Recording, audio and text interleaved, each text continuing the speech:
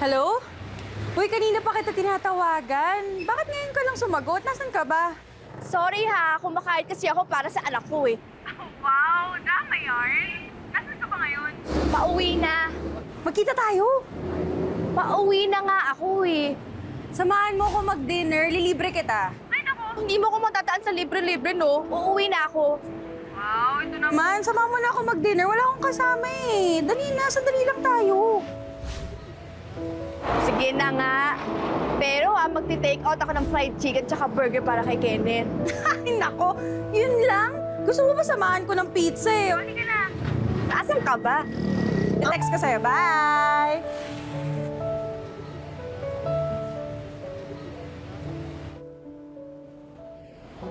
Joseph?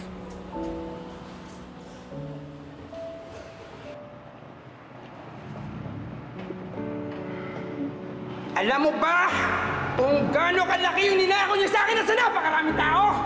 Nasaan na ang magnanakaw mo, tatay? Ha? Sir! Nasaan siya nagtatago? Sir! Sir! Di ko alam! Di ko alam, sir! Masama ba ako, anak? Dahil wala kang nararamdaman sa tatay mo? No.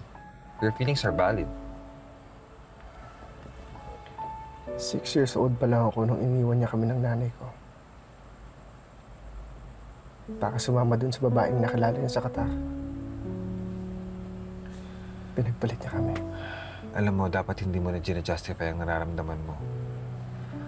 Hindi mo naman obligasyon na magpatawad eh. Kahit sa magulang. Kahit kanino pa. Basta ako, when the time comes, I will be a good father. I will be the father that I've never had. That's good. At least meron kang natutunan sa tatay mo.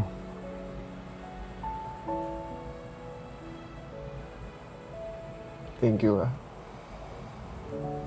Ikaw lang talaga nakakaintindi sa akin.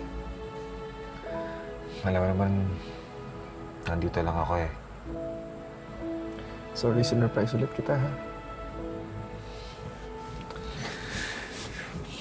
I'm glad you came to me kapag meron ka pinagdadaanan na ganito.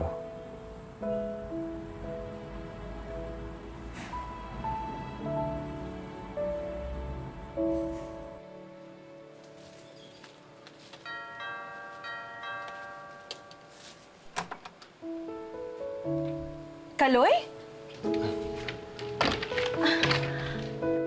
Kaloy? Anong ginagawa mo dito?